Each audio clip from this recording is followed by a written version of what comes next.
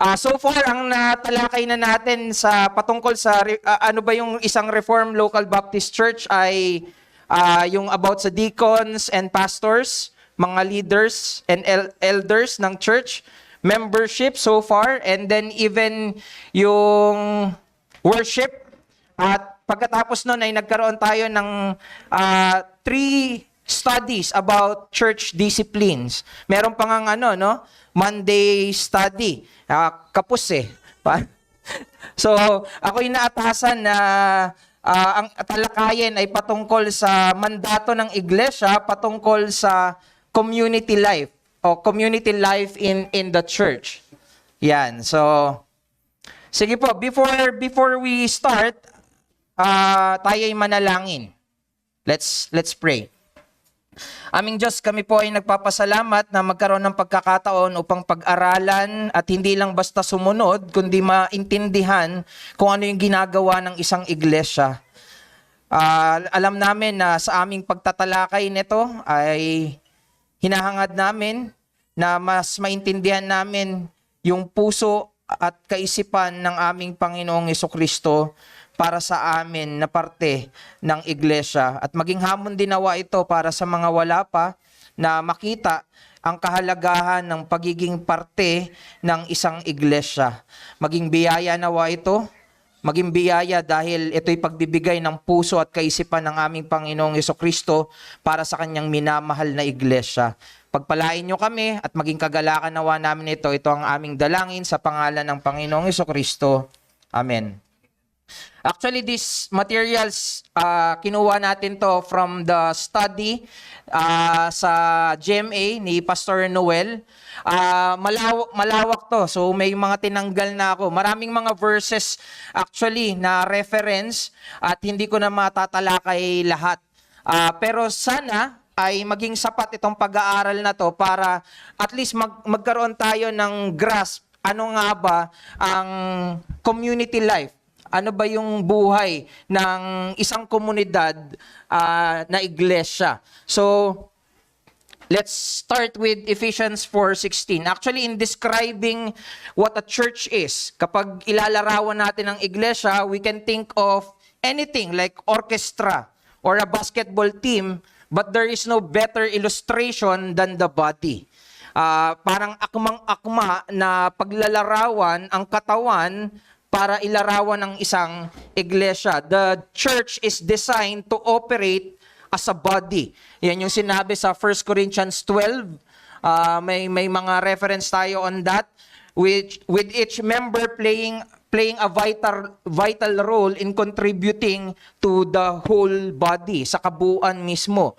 At ito rin yung mismong pinapakita sa Ephesians 4:16, the body life of the church, yung buhay pangkatawan ng iglesia. So Ephesians 4:16, just for us to see na itong verse 16, meron siya kagad na idea na in Christ or into Christ, from whom the whole body, pinapatungkulan ang iglesia, joined and knit together. Isipin nyo yan dinidescribe yung church, yung whole body. Joined and knit together by what every joint supplies according to the effective working by which every part does its share. Diyan kinuha yung salitang koinos, yung share, no? Mamaya titignan natin yung about sa koinos, causes growth of the body. So kapag may bawat parte ay ginagawa ang kanyang bahagi, ito'y nagdudulot ng paglago sa buong katawan for the edifying of itself in love. Gusto ko lang magbigay ng actually marami tayong pwedeng makakuha dito sa text na to, but these are just some of the key ideas. No? The church as body is a complete figure that underscores how in Christ the church members are united even in their diversity. Bakit nga naman magkakaisa kung pare-parehas na kayo? Wala nang kailangan, no? Magkakaiba, nagkakaroon ng pagkakaisa. So our differences, nagkakaroon ng parang common for us to be united into, no? So again, in order to carry out the mandates of the church, the members must function as a community? Ano ba yung mga mandato na so far tinalakay natin? Yung worship, yung proclamation of the gospel, yung discipleship, benevolence, fellowship. Those are mandates na magagawa lang if the members are part of a community. Mahirap gawin yung pagsamba tapos mag-isa ka lang, no? Merong mga personal worship, pero merong corporate worship. Hindi, actually, yung personal worship is para magkaroon tayo ng mas mainam at mas maayos na corporate worship. You don't expect heaven that ikaw lang nandun, no? Na parang sumasamba ka with an expectation with other members of the body, with other Christians. So, sabi ni Pastor Ney, sa preliminary pa lang niya, masyado nang malaman eh. Pero ito yung sinabi niya, the church is mandated to function with an active and harmonious membership, covenantally committed to one another. Kailangan ko mag-research kasi hindi ko napakinggan mismo yung turo ni Pastor Noel about this. Pero ang tanong ko dyan, ano yung sinasabi na active and harmonious membership? No? Ano ba yung sinasabi na iyon? So, ito yung mga nakita ko lang, no? So, ang iglesia ay inatasan na gumawa kung saan ang bumubuong mga miyembro nito ay merong aktibo na pakikibahagi o meron siyang sinasabi na parang active na ambag, no? Aktibo yung ambag niya, meron siyang harmony o meron siyang kaya niyang gumawa o kaya niyang kumilos kasama ang iba pang miyembro na hindi niya katulad. Despite of difference, kaya niyang mag-harmonize, no? Parang sa orchestra nga eh. Different instrument, they can form a united tune, no?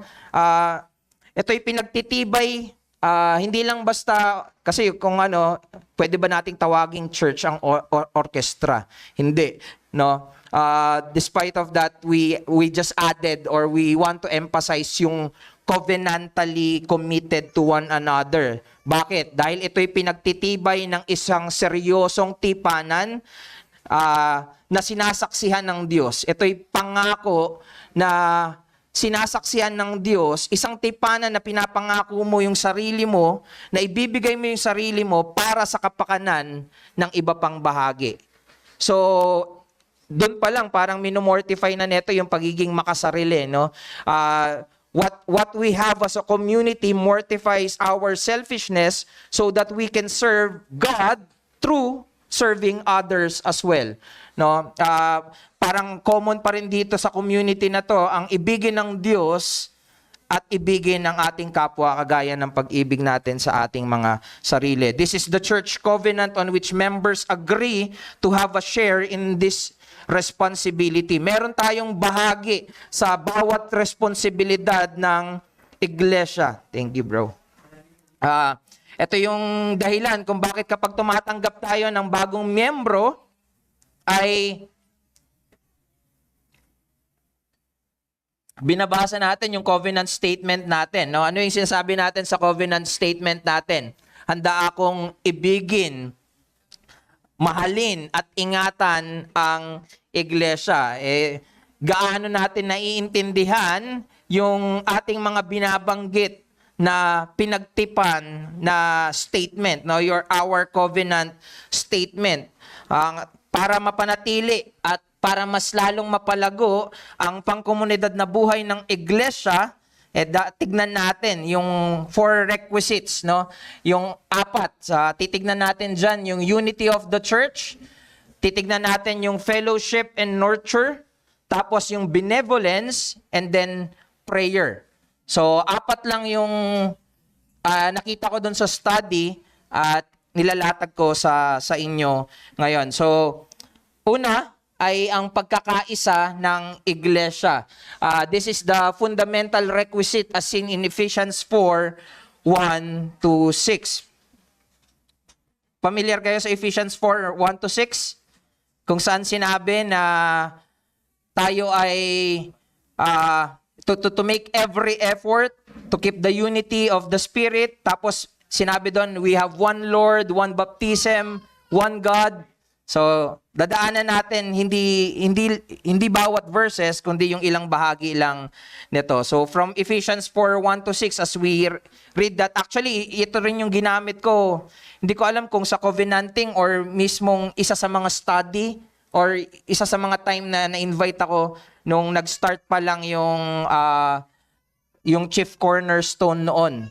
No, isa yung kinuha ko sa Ephesians 4 dahil doon sa tipanan. So I want to teach the importance of covenant, but this text also gives us the importance of unity. So just by looking at Ephesians 4:3, makikita natin na yung pagkakaisa ng iglesia, sabi dito, Ephesians 4:3, the unity of the Spirit. Yung pagkakaisa pala ng iglesia ay spiritual. Unity comes from the Holy Spirit living in all believers. Ang pagkakaisa sa iglesia ay hindi lamang tungkol sa pagiging magkakasama ninyo. Halimbawa, magkakasama tayo, nagkakaisa na tayo, hindi lang yun basta ganon. Or basta magkasama tayo, okay tayo, wala naman tayong hidwaan, nagkakaisa na tayo. Hindi lang yun ganon. No? Ang iglesia na nagkakaisa, hindi lang maayos na relasyon sa isa't isa, kundi spiritual na pagkakaisa.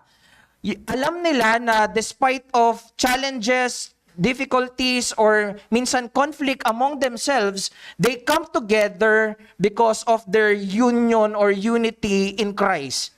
Nagmumula kay Kristo yung pagkakaisa at trabaho ng banal na Espiritu yung pagkakaisa na nasa loob ng iglesia.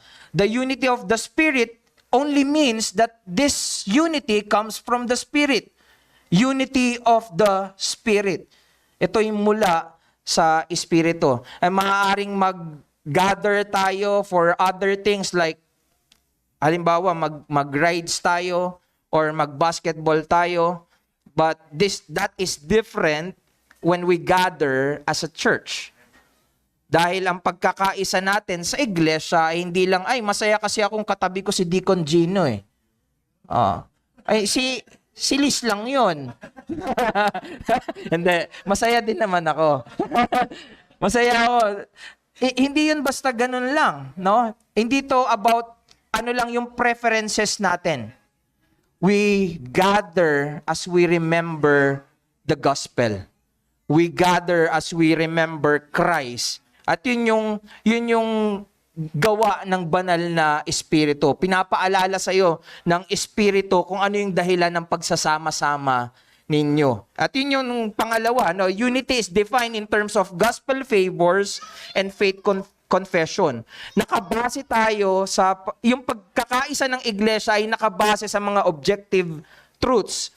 Yun yung sinabi sa 4 to 6, verse 4 to 6 ng Ephesians 4.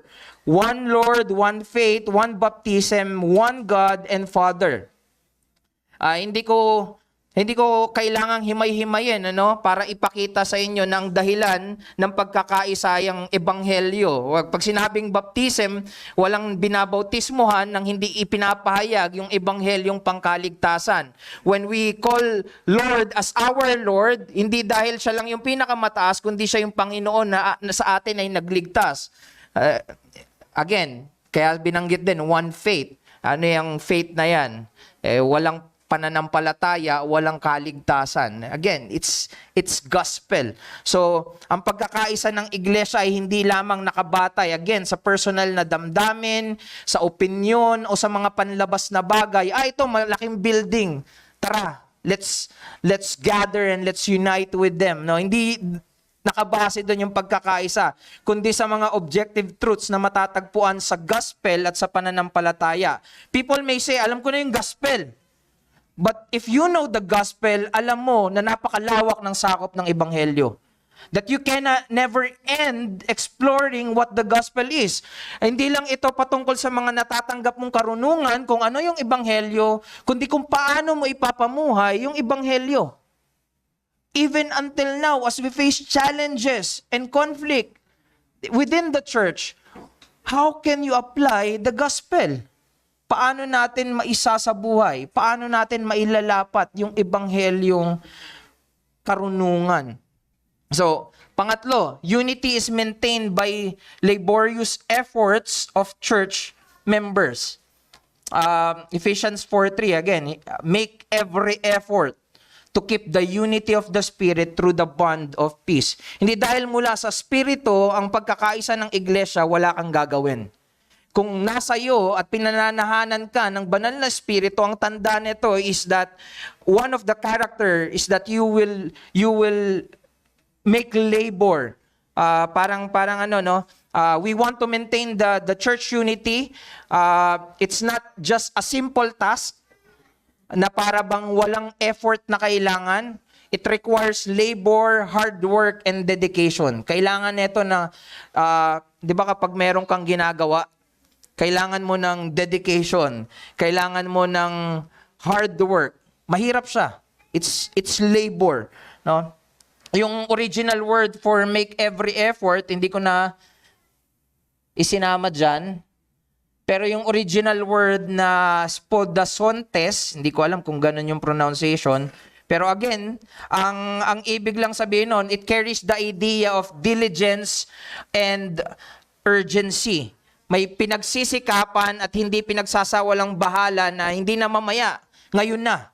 Merong urgent at gagawin kagad. Di ba pag yung mga estudyante, kapag deadline na, sumisipag bigla? No? Eto, hindi kailangan ng deadline, pero ang sinasabi niya, same principle na kapag humaharap ka sa deadline, doon lumalabas yung lahat ng, di ba yung mga hindi madiskarte, dumidiskarte kapag may deadline na. Parang ganito lang yung sinasabi niya, make every effort to maintain the unity that is with you bilang iglesia. Ganito nga ba tayo?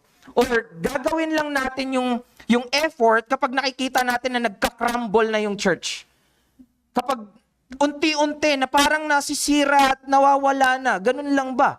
Maganda na makita natin na it's because we did not make every effort. Kailangan nating aminin at magsimula muli. Kung hindi natin ginagawa yung diligence, yung urgency, gawin natin para panatilihin yung pagkakaisa ng iglesia. At ganito dapat ang isang Reformed Baptist Church. No? Merong katangian niya yung pagiging masipag, ang hirap ng mga Tagalog, no? Yun, masikap. Basta, we make every effort. Let's just remember that this is the church character. Hindi ito parang activities lang, set of activities, but it's the church character. To make every effort is church character. Hindi parang, gawin lang natin. No. Dapat ito pinaglilingan. Kung ito'y katangian, pinagliling. Tama ba yung Tagalog ko? Linang. Thank you. Nililinang natin yung ating pagsisikap. Hirap Alright, so number 4. So, mula sa pagkakaisa, nagmumula naman yung buhay ng katawan ng iglesia. No, within the gospel, as it's from this unity proceeds the body life of the church. Yung verse 7 following ay actually patungkol sa kung paano yung different gifts ay ginagamit, no? Kapag binasa mo yung Ephesians 4:7 onwards, makikita natin kung paano ginagamit yung different gifts. So yung body life na binabanggit dyan o buhay ng katawan ay pumapatungkol sa kung paano ipinapamuhay ang pagkakaisa sa loob ng katawan ni Kristo sa kabila ng iba't ibang spiritual na kaloob ng bawat miyembro. So hindi dito ine-expect na lahat preacher, lahat pastor.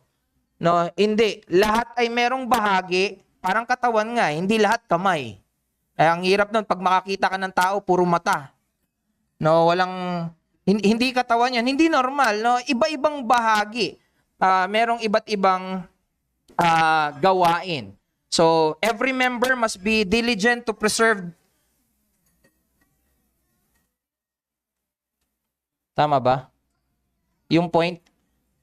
So, within the gospel, as its biblical parameter, every member must be diligent to preserve the unity of the gospel. At ano yung dahilan bakit tayo nagkakaroon o bakit natin kailangan panatilihin ang pagkakaisa ng iglesia? Ang ating batayan ay walang iba kundi ang ebanghelyo. Ang lumalago sa ebanghelyo, ang paglago sa ebanghelyo ang dapat pagsikapan ng bawat miyembro dahil ito yung nagpapanatili at nagpapatibay sa tunay na pagkakaisa ng iglesia. As you discover the gospel further, as you grow in the gospel further, mas lalong nagiging malinaw na ang pagkakaisa natin ay hindi dahil meron lang tayong lakad mamaya or dahil masaya pa tayo. Parehas tayong magaling kumanta. Hindi pala ko yun. Parehas tayo ng talent, parehas tayo ng hilig. Hindi ganon, no? Despite of that, meron tayong hangarin na patibayin yung pagkakaisa sa loob ng iglesia. So, unity is costly, requiring diligence and self-denial. It must not resolve around personalities and temporalities. No? Again, hindi ito madali at hindi ito automatic. Yung pagkakaisa sa loob ng iglesia, hindi. Basta magsama kayo, magtipon lang kayo, okay na yan. Hindi ganun yung pagkakaisa ng iglesia. It involves working through the differences that we have. Meron tayong dapat gawin sa kabila ng pagkakaiba-iba natin. It is confronting disagreements and making sacrifice for the sake of others. It may also means giving up personal preferences. It means giving up comfort. I-give up mo yung mga certain rights mo nga minsan, no, to promote the well-being of the whole church. Para lang sa kabutihan ng kabuuan ng iglesia, I am willing to give up my personal preferences. I am willing to give up my comfort. I am willing to give up yung mga rights na sinasabi ko, dapat ganito, dapat ganyan. Pero hindi, para sa pagkakaisa ng iglesia, again, may mga, at pag sinabi nating i-give up yung mga personal preferences, hindi yun madali. Mahirap yun.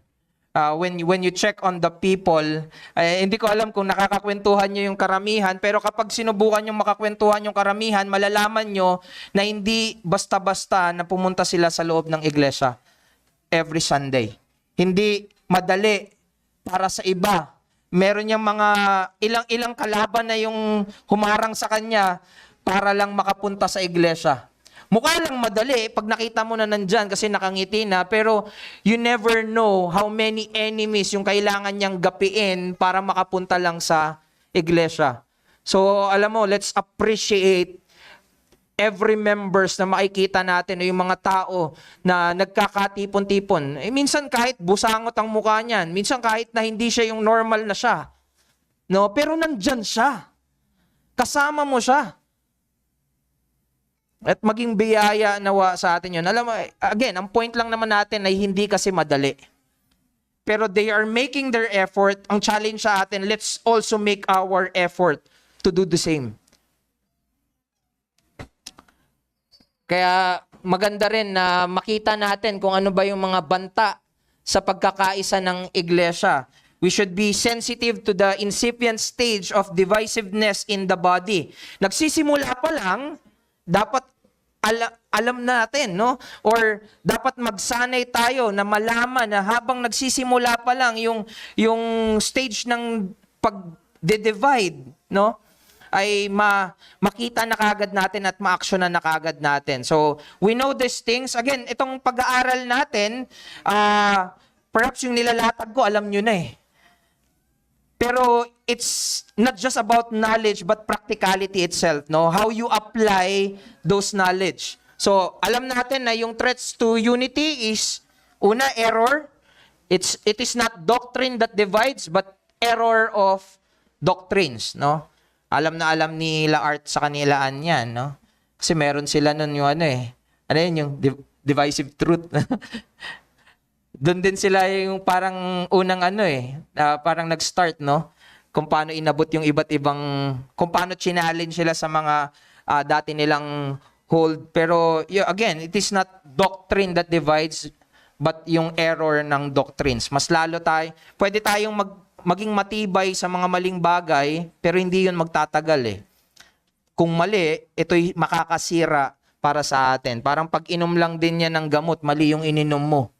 No? Niisip mo, ba't di gumagaling yung sakit ko sa ipin? No? Ang ininom mo pang sipon. No? Wala, mali.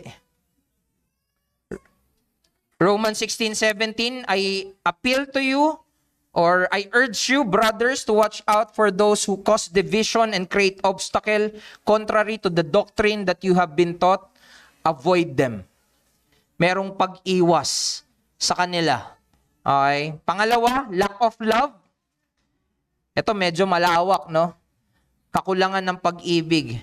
So beyond issues of doctrine, it is failure in the grace of love that creates division in the church. At yung sample niya dyan ay failure to forbear or forgive. Sa Colossians 3:13, yung bearing with one another, pagtiisan or magpigil. No? If one has complaint against another, pagtiisan. Kung merong complaint ay pagtiisan. Nagawa ba natin yan? Pag may complaint, complain lang. Hindi. Sabi, bearing with one another. Ano pa? Forgive each other. Magpatawaran sa isa't isa. Very clear sa scripture na isa sa mga ginagawa ng iglesia ay magpatawaran sa isa't isa. Pero ang ine-expect ng marami sa loob ng iglesia, walang makakagawa ng mali sa'yo.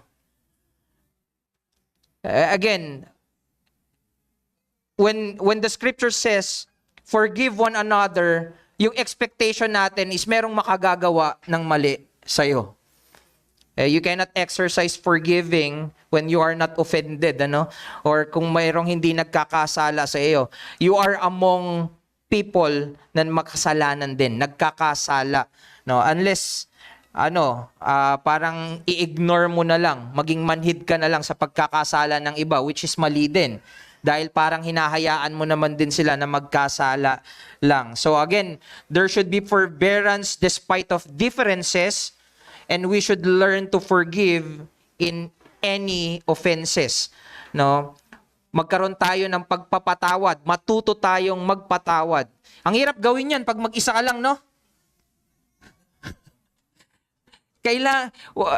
May mga tao kasi umiiwas sa church or umiiwas sa pagtitipon ng iglesia dahil iniisip nila, gagawan lang din naman ako ng masama niyan eh. Actually, ang utos sa'yo, matuto kang magpatawad.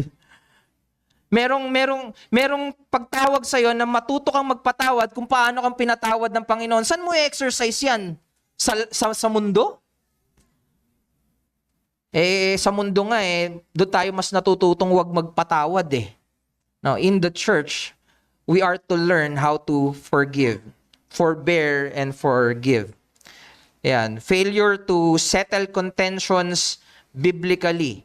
Yung hindi pagre-resolve ng conflict. Yung sa Matthew 18:15 and 1 Peter 4:8, yun lang parang sinasabi, i-address nyo kaagad kung meron kayong mga conflict.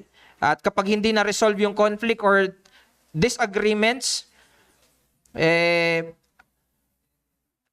ang tanong siguro is, kung paano nyo nire-resolve yung contentions or disagreements among you, anong gamit nyo?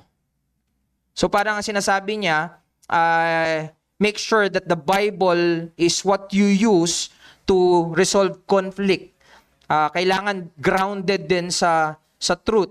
Dahil kung hindi, potential na magkaayos kayo, but it would also just lead to division or isang mahinang komunidad.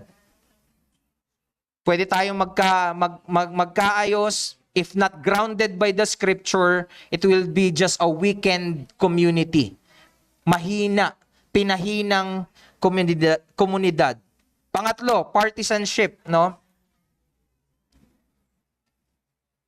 Di ko alam kung paano ipapaliwanag yung partisanship ng mas Parang, yun nga, yung sa 1 Corinthians 1:10, parang merong grupo-grupo or meron kang strong dedication sa isang kaisipan or sa isang grupo na nag-hold ng ganong kaisipan. So, 'di ba sa 1 Corinthians, I am of Apollos. Di ba? May ano na. Ay, kay ano ako, kay Brother Paul ako. Ay, hindi, kay PJ ako. Huwag kayong mag-away, pareha sila mamaya. Hindi ganun, no? Oh. Nagkakampi-kampihan, ano? Yan. So, nagkakampi-kampihan. Yung akala nila nagkakampi-kampihan, nagkakaroon tuloy ng conflict. Threat to unity pa yung pagkakampi-kampihan, ano? So, again, dapat walang kampi-kampihan. Yung pala yung Tagalog, no? Kampi-kampihan. So, thank you for that. So, anyway, let's go on the second, fellowship and nurture. Ito na yung sa koinonia, no? And they devoted themselves to the apostles' teaching and fellowship, to the breaking of bread and prayers.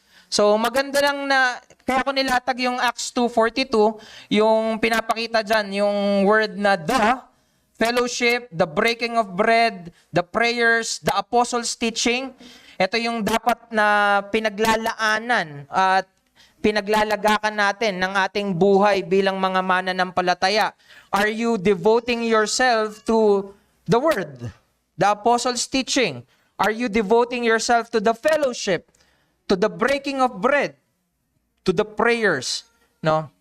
So, ang focus lang natin ay koinonia or yung fellowship, kung saan galing yung word na koinos or common, na kung saan merong pagbabahagi. It means to possess together or to have a share. Merong kang pakikibahagi sa iba. No? Point, the believer's fellowship with God is the foundation for their fellowship with one another. Sabi nga there's si John Flavel ata nagsabi nun, there is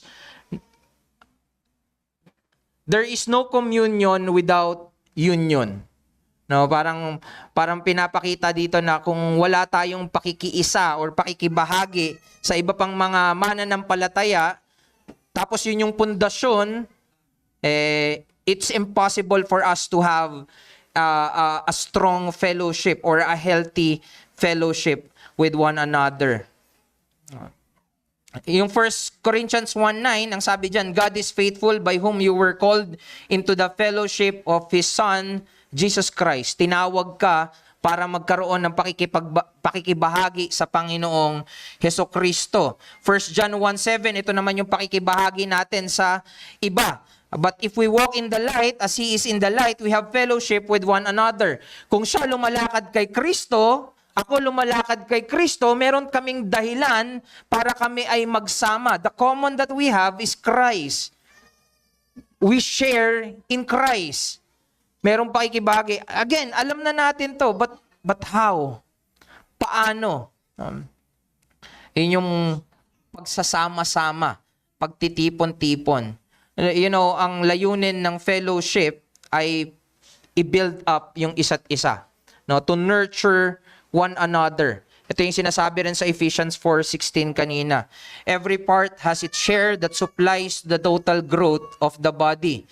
Sinasabi natin na matanda na, wala nang bahagi. Hindi, meron pa rin bahagi. Ilang iglesia na yung napapalakas. Again, nung nagsisimula pa lang, nung bumibisita kami sa TNC, the neighborhood church pa yun noon, isa sa mga edifying na makita ay yung, kasi nasa parang second floor sila eh. Tapos, yung lugar nila, parang palengke sa baba, tapos madalas yun, binabaha. Pag onting ulan lang, binabaha kagad yun doon. Pero makikita mo na parang ilang matanda doon, yung hirap na hirap umakyat ng hagdanan, pero nandun. Tapos sasabihin natin, ang matanda, walang participation. Actually, they have parang napakalaki ng parte nila in terms of edification ng buong katawan. So, tayo yung naglilimita actually sa mga tao, pero ang sinasabi ng Panginoong Hesukristo sa kanyang mga salita, bawat isa ay may bahagi.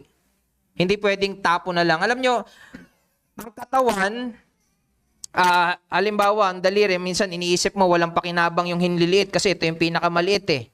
So, wag niyong mamaliitin yung mga maliliit. Hindi.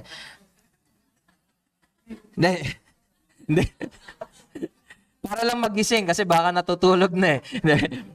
yung parang pinakamaliit na bahagi, kapag yan ay na-detach from the body, patay yun. Wala nang buhay yun. So parang ganun din, when we try to detach ourselves from the body, do not expect that you are alive, that you will be alive, that you will continue to live. Parang iniisip natin na hiwalay na nga lang ako para mas makapamuhay ako. No, hindi ka makakapamuhay. Again, parang hihiwalay na nga lang ako kay Kristo. Ganun ba yon? Can we really say that? Hihiwalay na nga lang ba ako kay Kristo? No. So again, the end result is upbuilding. Yung dahilan kung bakit tayo nakikibahagi o bakit tayo may contribution o bakit tayo dapat magbigay. Pag-usapin kasi ng pagbibigay, hindi naman pera lang eh. Pagbibigay ng sarili para sa iba. For upbuilding one another. No, to be consistent with the body figure, ang ginamit na word ay nurture. Kasi ito ay parang kalusugan. Ito ay pagpapalakas. Ito ay pagpapatibay. No? The reason why you exercise para mapatibay ang iyong katawan. Meron bang exercise na nakahiga lang sa higaan na walang ginagawa? Meron kang dapat gawin. Meron kang gagawin. No? So ano yung dapat nating gawin? At ano yung dapat nating targetin? No, hindi biceps. Ano yung dapat nating targetin? We should grow in Christian graces and maturity, grow in holiness. I-develop natin yung mga Christian graces natin. We cannot be matured. We cannot be called matured Christian without developing yung mga Christian graces. At pag sinabi nating develop, tuloy lang sa paggawa. Tuloy sa paggawa. Strive, no? May papalya, but then again, continue. Strive all the more. No? Manghihina, pero the word is strive, continue. Ganun din, di ba? Pag halimbawa, nakapag-skip ka ng breakfast, pag-skip ka ng lunch, magugutom ka at mararamdaman mo, continue ka rin sa pagkain. Kakain at kakain ka pa rin. Di ba? Pag napagod, papahinga, tapos gagawa uli. We know when we apply that in our daily lives. Pero bilang mga Kristiyano na inilagay ng Diyos, joined and knit together in the body of Christ, ano yung ginagawa natin? Why don't we apply the same? No, gawin natin. So, ano pa? Let's grow in the ministry or in service. Let's become useful to one another. No, naalala ko yung one time yung patungkol sa cleaners. So nag-designate ng ng mga maglilinis. Parang parang better ba i-abolish na lang yung cleaners kasi parang parang napipilitan lang eh. Na parang mabigat na gumawa. Actually, it reflects yung puso natin sa gawain ng iglesia. Minsan parang ang tingin natin mababaw, pero reflection yun ng puso natin para sa paggawa sa iglesia. Ano yung pwede ko pang gawin? Kaya ko ba na mula sa mataas na paggawa, bababa ako para tumulong at maging kapakinabangan sa iba? Or are we selective? We say it's not according to our preference, but we do it on our own preference. Hindi, gusto ko, nasa harap ako. Dapat ganito. No. Kung ano yung pwede, at ano yung nakikita nating kaloob sa atin ng Diyos, gawin natin yon ng may katapatan. No? Again, from those minor things, pwede nating suriin yung mga sarili natin. Am I willing to give myself for building up other? Para sa kabutihan at kapakinabangan ng iba. If yes, then let's grow in the ministry. No, lumago tayo sa pagmiministeryo, paglilingkod. Napakaraming gawain. Minsan ang hirap i-identify ng mga gawain, pero when you look around and observe, napakaraming dapat gawin. No? So, participating in sin, error in the name of fellowship is a contradiction. participating in sin, error in the name of fellowship is a contradiction, no? Ang pagsasama-sama ninyo ay dahil sa kasalanan, that's a contradiction to what fellowship is, no? Tara, total may isang wala, okay pala yun, pwede pala yun. Lahat tayo ganun na rin. No, hindi. It's an error, it's a sin that we should not participate into. That's not what fellowship is. No. Again, what we need to do on those cases is to encourage, no. Let this be a warning, or let's beware. Fellowship activities have been too much identified with special fun activities. Na ito fellowship to. Ang saya ng fellowship nyo, 'di ba? Yung lagi nating maririnig. Gusto ko yung fellowship nila. They're always happy. Parang parang hindi sila nalulungkot. Tandaan natin, fellowship that is oriented to fun may cater to the excitable but will not linger. Yung ganitong klase ng fellowship may appeal to people na madaling ma-excite o ma-entertain, but it will not lead to lasting and meaningful connections or spiritual growth. It creates pressure for fun novelties. Kapag sinanay mo sila na, tara, sumama ka sa amin dahil may gagawin tayong masaya, kapag ginawa mo ng paulit-ulit yung masaya na yon, ang gagawin mo, mag-iimbento ka na ng gimmick hanggang sa maubusan ka na ng mga gawain para pasiyahin na lang yung mga ini-invite mo. Yung mga taong ini-encourage mo, gusto mo lang mapasaya. Tapos yung mga ordinary means of grace, itong mga routine na tinatawag, nagiging dry and boring. Yung ordinary means of grace ay nagiging dry and boring.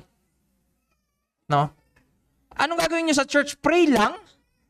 Anong gagawin nyo sa church? Makikinig lang kayo ng salita ng Diyos? Buong araw? Ganun lang gagawin ninyo? Boring yan sa mata dapat ng mundo. Pero sa mata ng isang Kristiyano, parang sinasabi nga kapag gutom na gutom o hayok na hayok ka sa ebanghelyo, no? Gustong-gusto mo. Di ba yung sinasabi nila parang kapag on fire ka na tinatawag, gusto mo, no? Feed mo lang ako ng i-feed. Gusto ko pa. No? Nasa na yung ganong paghangad. Nasa na yung ganong pagkagutom. Pero ang gamit lang, ordinary means of grace. Kaya nga yung iba magtataka, ito yung church nyo? Kasi ang hanap na nila, yung extraordinary, beyond what the mandates of the church. No? Hindi na nabibigyan ng atensyon o pagtutuon yung mandates ng church. So, binigay ni Pastor Noel din yung practical venues for fellowship. Saan nga ba nangyayari itong fellowship? No? Kailan nangyayari yung fellowship? When we employ spiritual gifts. Yung bawat mananampalataya ay binigyan ng mga kaloob mula sa Diyos upang gamitin para sa ikabubuti ng buong iglesia. Ang paggamit ng mga kaloob na ito ay tulad ng mga pagtuturo, pangunguna, pagtulong at iba pa. Ito yung mga nagpapalago sa katawan ng Panginoong Hesukristo at nagpapalakas sa bawat miyembro nito. Meron ding mutual admonition. Bilang magkakapatid kay Kristo, mayroon tayong responsibilidad na magtulungan sa pagpapalakas sa pananampalataya ng bawat isang kasama mo sa loob ng iglesia. At kasama sa pagpapalakas at pagbibigay ng mga paalala, kasama dito yung pagbibigay ng paalala o pagpapayo, pagtutuwid, at you urge them to do things, no, na ayon sa ipinag-uutos ng Biblia. When someone is not around, you encourage them to go back to the means of grace. Do not invite them or encourage them through your own means na punta ka kasi mamaya magkakainan tayo. Punta ka kasi mamaya meron tayong pupuntahan. I think it would be your interest yung gagawin natin later. Punta ka kasi anniversary. Punta ka kasi ganito, may mga special event. Punta ka kasi gusto kong makita mo kung paano yung mga couples namin doon. No. invite them and encourage them na napakaganda ng mga ordinaryong mga kaparaanan ng biyaya. Let them see yung ordinaryong ginagawa natin ay sapat. Kasiyahan natin. Kaya nga mahalaga din na when we gather, when we fellowship, meron tayong personal na kasiyahan. Kapag ang kasiyahan natin ay pag magkakasama lang tayo, most likely our personal disciplines, wala nang joy dun sa mga personal disciplines natin. So we need to find joy in the personal means or mga personal disciplines para nang sa ganon we can gather all together. Magagawa natin tong pagpapalakas, pagpapaalala, pagpapayo ayon sa Biblia, pagtutuwid, paghahatak sa iba sa tamang landas, lalo na sa mga time na sila'y sinusubok, no? We have mutual admonition. We can grow in our mutual admonition. Also, we are to share our goods, no? Ang iglesia ay tinawag upang magbahagi even ng mga material na bagay sa mga nangangailangan tulad ng pagbibigay sa mga donasyon, yung ginagawa mismo na, may sakit si tita, ganito, or gawa tayo para tulong. Actually, that's an application of sharing goods as well. Pagtulong pinansyal, pagtanggap sa mga bisita sa bahay. Ayan, kina Ate Angel, invite tayo uli niyan. Hindi. Pero again, yung mga yon ay pagpapakita ng pagmamahal at pagkakaisa sa katawan ng Panginoong Hesukristo, di ba? So, pang-apat, bearing yung burdens. Sample nga nito ay pagbisita sa mga may sakit, sapagkat ang iglesia ay tinawag upang magtulungan sa pagdadala ng mga pasanin ng bawat isa, tulad ng pag-aalaga ng mga may sakit. Si Paul noon, nung napilay si Josh, kahit busy yan, tinawagan ko, punta ka agad. Nahihirapan kami bumuhat. Naisip ko lang kaya ako binanggit. Pero those are the things, no, na dapat nating ginagawa. Actually, kahit hindi naman natin sabihin, yung mga ganon, it help us grow in our relationship with one another. Mas naging malapit sa amin si Paul. Alam mo yun, parang kapag merong mga tumutulong o meron tayong opportunity to help, di ba mas nagiging mas malapit yung loob natin kapag nakakaabot tayo ng tulong sa kanila? Hindi yun basta parang activity lang para, kita nyo, nagawa ko? Hindi yun ganun. It grows. It helps us grow as one body. No? So, ang mga ganitong gawain ay nagpapakita ng totoong malasakit, nagfi-filter ng totoong pagmamalasakit, baka nakikisama lang, no? Tunay na pagkakaisa sa katawan. So, again, magandang pagpapakita ng pakikipag-isa sa katawan yon. So, hindi ba dapat pastor lang? Hindi. Hindi pastor lang. Sabi nga, ang bawat parte ay may bahagi. No? Kaya magtataka yung iba, yung pastor lang yung malapit sa mga members, no? Kasi yung pastor, yung lumalapit sa isa't isa, sa bawat miyembro. If you are a member and you are not a pastor, you are not hindered to do the same. Actually, minsan hindi mo nga kailangan magpayo, bumisita ka lang. Yung iba natatakot, anong sasabihin ko? Baka mamaya pag-prayin pa ako dun eh. No? May sakit eh. Actually, kahit bumisita ka lang, ipakita mo lang yung sarili mo. Merong ginagawa yung Diyos sa mga ganong mga paggawa. So, pang-5, rejoicing in one another's honor. So, again, bilang iglesia, tinawag tayo upang magdiwang at magsaya sa tagumpay at biyaya na natatanggap ng iba. No? Hindi para mainggit or magselos. No? Nasaan si Art? Ayun, si Art. Kagaya ni Art. Masaya tayo, nakakotse sila kanina. Sabi ko, naka-long sleeve ka. Ayan. Hindi para magselos, ano? Those are simple things, pero alam mo yun, you find joy sa mga natatanggap at sa mga alam mo yun, mga development or mga blessings or biyaya na natatanggap ng iba. Matuto tayong magsaya sa tagumpay ng iba. So, sige, di na ako magtagal dyan. Pastoral point. So, kay Pastor Noel ko rin yung kinuha. The quality of fellowship often determines the church impact on unbelievers. Kung yung kalidad ng ating pagsasama-sama, ito yung kung mas matibay, mas malaki yung impact sa mata ng mga wala pang pananampalataya, no? Sabi sa John 13:35, sinama ko na, by this all we know that you are my disciples if you have love for one another. Sige. So pangatlo, yung benevolence. Yan.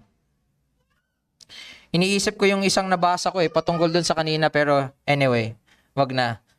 Benevolence. Benevolent acts are given as imperatives, utos to sa atin, and matters of apostolic instruction in the New Testament. Pag sinabi nating apostolic instruction, hindi lang to applicable on the time of the apostles. Actually, kaya nga may mga apostles teaching. Ibig sabihin, magko-continue to until the very end, na tayo ay magkaroon ng mga benevolent act. So, yung konsepto dito, the church mandate of reaching out to the needy with practical help. The church mandates, the mandate of reaching out to the needy with practical help. No? Hindi ka lang umaabot, pero yun ay may pagtulong sa mga pangangailangan nila practical. So, as we summarize yung mga teaching sa New Testament, makikita natin doon na yung church must help the needy. Ang tinawag para tulungan yung mga nangangailangan ay ang iglesia.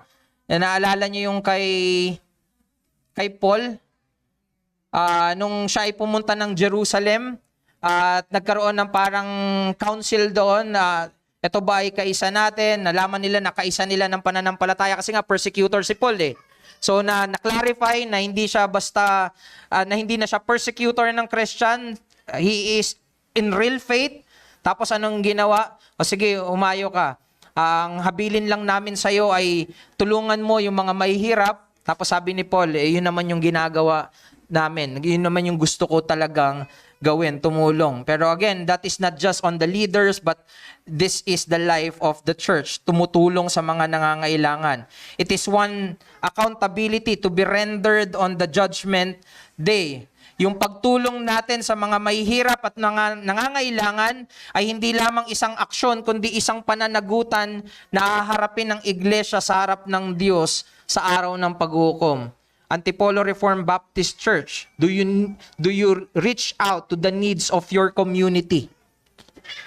'Di ba naalala nyo, parang hindi na natin nasundan yung ating pagbibigay ng mga tracts. Actually, yung sa tracts, 'di ba, we want to also give some materials or minsan some goods to them para lang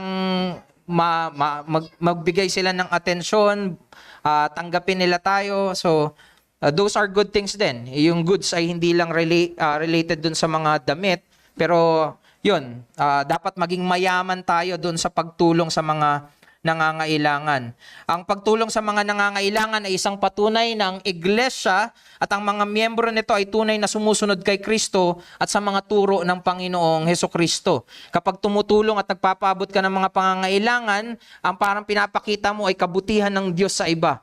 Na despite of sunog o despite ng bagyo, meron pa rin kabutihan ng Diyos kasi may mga Kristiyano na nagpapaabot. In the history, kaya naman merong mga institution na tumutulong ay dahil sa mga Kristiyano. It is actually grounded in the gospel. Hindi lang ito para ipakita yung kabutihan ng tao, kundi para ipakita yung kabutihan ng Diyos. It is part of the New Testament instruction that is broadly general with degree of specification. Mayroong mga malilinaw na prinsipyo na tinuturo sa New Testament patungkol sa pagiging bukas palad at pagkalinga sa mga mahihirap. So, dapat makita natin na yung iglesia ay ganun din, willing na tumulong sa mga nangangailangan. Sa mga napag-usapan namin din before, ilang beses tayo na dumadaan tayo dyan, may mga matatanda na bumabati sa atin, good morning, tapos nalaman natin na matay. Anong gagawin natin after that? So pwede tayong dumalaw at magpaabot ng onting tulong. No? Para lang malaman nila na merong iglesia. Yung dating school, may iglesia doon na nagtitipon. So let the community know na merong iglesia.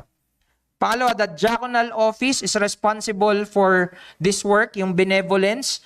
So, the diaconal, yung mga nasa office, should be sensitive to the needy in the church. Yung mga deacons natin, may responsibilidad sila na maging sensitibo sa mga pangangailangan ng mga kapwa miyembro ng iglesia. Lalo na yung mga mahihirap at mga hindi kayang magbigay. No? We are to also be sensitive on that.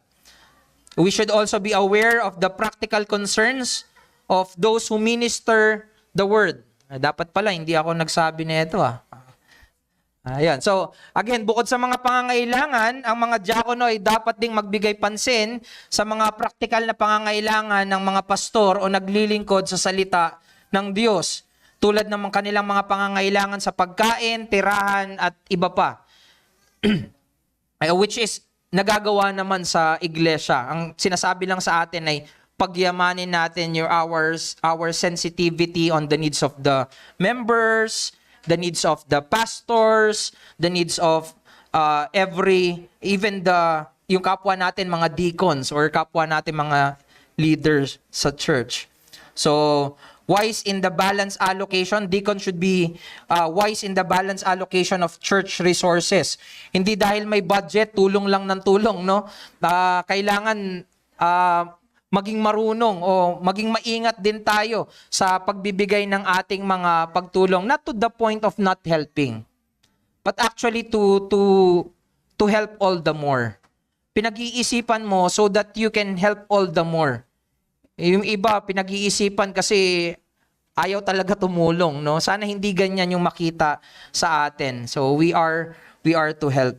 Pangatlo, benevolence extends to the universal church. So alam natin na ito ay hindi lang sa atin, hindi, para sa Antipolo Reformed Baptist lang yan. Actually, kaya tayo may budget for other. Meron tayong allotted budget for helping other. Ang priority ay mga Kristiyano, no?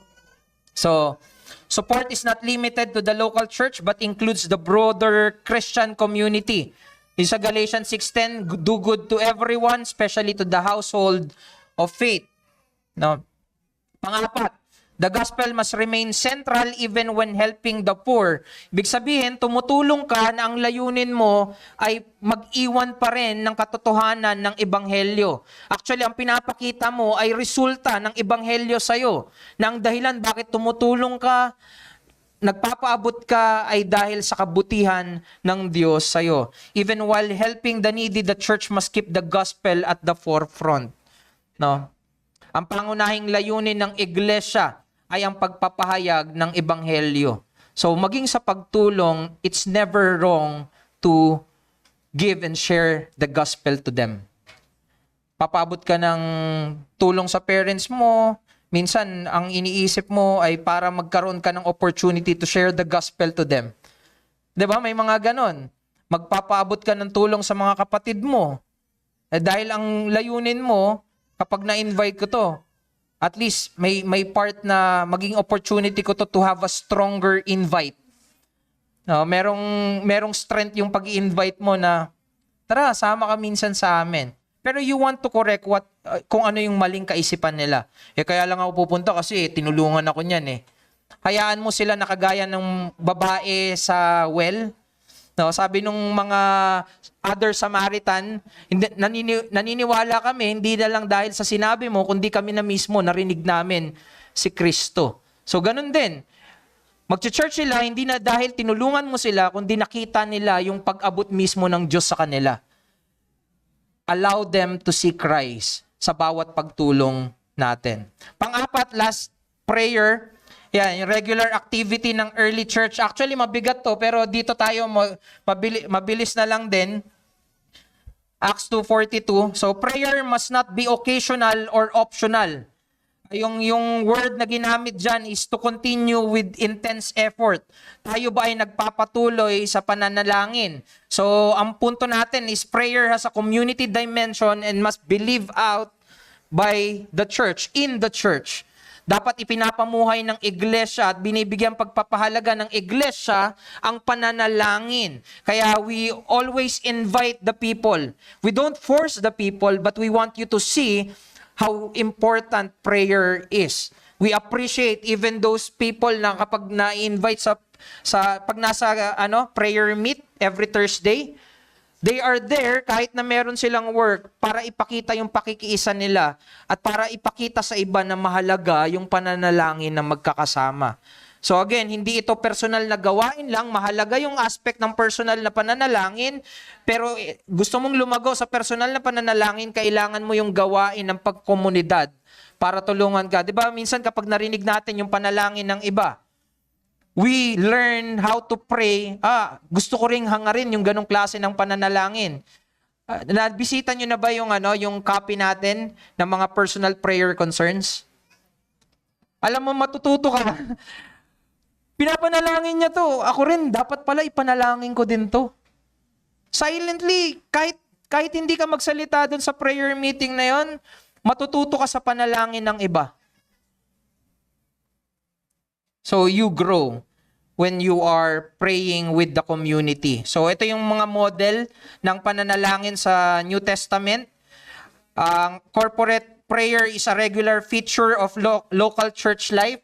Makikita natin na yan ay parte ng buhay ng iglesia noon pa. Sabi pa nga nila Peter, ng mga apostles, hindi pwede namin pabayaan ang salita at pananalangin. They are to pray para i-encourage din yung buong iglesia na manalangin. Nung nakulong si Peter, ang ginagawa ng mga tao, nagpipray. Si Paul, di ba? Nung nakakulong din sila, nagpipray yung church, no? So, hindi ko na kailangan patunayan yan, pero ayun, parte na ng buhay ng iglesia ang pananalangin. Huwag tayong gumawa ng bagong buhay ng iglesia na parang mababaw yung pagtingin sa pananalangin. We are to grow in prayer as well. So, some occasions call for extraordinary assemblies for prayer. May mga espesyal na okasyon o mga sitwasyon na kailangan ng mas malaking pagtitipon para manalangin. Dito yung mga miyembro ay tinatawag na magsama-sama sa panalangin na mas intensive. May mga times niya na halimbawa, may mga challenges or may mga conflict within the church, we are to pray for that. Kapag may mga mahirap pagdesisyonan yung iglesia, pinapanalangin natin yun. So, dapat matuto tayo ng ganon. Prayer assemblies must be reverent and orderly. Dapat may paggalang at kaayusan, maging yung mga pananalangin na para bang hindi natin to tinuturing na, hindi, mas mababa yan, wala naman yan sa day of worship eh. No. Tignan natin yon kung kanino tayo lumalapit parate. Ito yung mabigat na sinasabi ko kanina, yung kay Pastor Noel. Sabi niya doon sa the prayer meeting, mass attendance, sabi niya, it is with regards to the prayer meeting that church members have excuses they will not normally use for other appointments. May mga excuses na hindi naman nila ginagamit sa iba nilang mga appointment. This indicates how little the prayer meeting is regarded. A little foresight could easily handle these supposed hindrances. If only we were convinced that pleading for the Spirit is more important than dinner at 7 p.m. or the comfort of bed. Sobrang bigat, ano? Nagdadalawang isip pa nga ako kung isasama ko yan eh. Pero, alam mo yon, kung magigilty tayo. Kasi, sa totoo lang, kailangan makita na ang iglesia ay may pagpapahalaga sa pananalangin. Pero how can it be kung iilan lang ang makikitang nagpapahalaga sa pananalangin? Igagapang natin. Itong mga nagpapahalaga na to ay igagapang ang pananalangin, pero let it be an encouragement for every members na dapat pahalagahan ko ang pananalangin. Sa iba nga, hindi ako nag-i-excuse eh. Sa iba nga na-invite sa akin ay gagawan ko ng paraan. Mag-a-adjust ako ng mga schedule ko. Kung kinakailangan, magli-leave pa nga ako eh. Alam mo, isa sa kinabibiliban ko nga yung pinag-uusapan lang namin ni Pastor. Wala naman siya sa pag-usapan natin. Hindi, si Arvin, tonto ako doon kay Arvin kasi recorded pala to, no? Natuwa ako kay Arvin kasi nakakasama na namin siya sa 2 p.m. Tapos malaman-laman ko nasa work siya. Nag-a-ask siya ng parang cubicle. Again, hindi ko sinasabi to para gawin nyo kasi hindi lahat may ganong privileges. Pero alam mo, sabi ko kay Pastor Joseph, alam mo, Arvin can do that kasi very diligent siya sa trabaho eh. Pwede siya mag-request nun kasi nagagawa niya yung mga task niya eh. So all the more na pwede pala akong magsipag sa trabaho para nang sa ganun, mas magamit ko yon to do other things for the church. May mga ganun. So, naging challenge siya sa akin actually. Oo nga, no? Kailangan kong gumawa ng paraan para magpahalaga sa ibang mga gawain na magpapalago sa iglesia. Kaya isama niyo ako sa panalangin kasi gusto ko na ma-adjust schedule ko eh. Pero again, 1 Corinthians 12:21. Maganda to sa Tagalog eh. Hindi pwedeng sabihin ng mata sa kamay, hindi kita kailangan. Or ng ulo sa paa, hindi kita kailangan. Pero us, Christian, we sometimes think or sometimes conclude in our mind na itong kapatid ko na to, hindi ko kailangan. Napakabigat. Kapag iniisip ko itong kapatiran, sabihin na natin, yung pinaka-problematic na nakikita niyong kapatid, masasabi mo ba sa isipan mo na hindi ko siya kailangan? No, you will say you need them. How? By standing on the very means kung saan tayo pinagsasama-sama ng Diyos, pinagtitibay ng Diyos. Huwag natin pabayaan kung saan tayo pinapatibay ng Diyos. Magtataka tayo bakit tayo mahina. Pinapabayaan natin kung saan tayo pinapatibay ng Diyos. Sana hindi marinig sa atin itong mga salita na hindi ko siya kailangan. Sa isang pinagtipang komunidad, nawa hindi natin to maging vocabulary. No? So, I actually want to end with that dahil we know that truth eh. Alam na natin eh. So, again, what we need as a church is to engage and also find ways to grow in our community life. Huwag nating pabayaan yung pangkomunidad na buhay ng iglesia. Actually, I would request for another study kasi meron talagang tinalakay. Kung ito ay biyaya ng Diyos, itong community life is a favor of God to us. Kung ito ay pabor ng Diyos, tapos hindi natin ginagamit, isn't it being ungrateful to the favor God has given us? 'Di ba? Kung tayo ay nagpapasalamat sa Diyos, pagyamanin natin kung ano yung binigay sa atin ng Diyos. So I'll request for a different study about yung sin in the fellowship, yung absenteeism, maging yung parte ka nga ng iglesia pero hindi ka nakikibahagi sa gawain ng iglesia, it damage and it is not healthy for the church. It would not help the church. Pero that's on a separate topic. Kung ano yung binibigay sa atin ngayon, wag natin pabayaan. Let's work on our unity as a church. Let's work on our benevolence, our prayers. Let's work on the fellowship and nurture that fellowship that we have with one another. Tayo'y manalangin. Aming Diyos, kami po ay nagpapasalamat sa pag-aaral na ito bilang isang Reformed Baptist Church. Dalangin ko, Panginoon, na tulungan nyo kami na makapamuhay bilang isang iglesia na nireforma ng mga katotohanan. Tulungan nyo kami na ipamuhay ang aming mga obligasyon, ang aming mga responsibilidad. Tulungan nyo kami amidst conflict, help us to grow.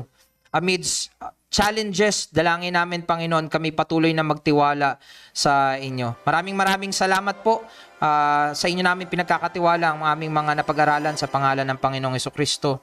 Amen.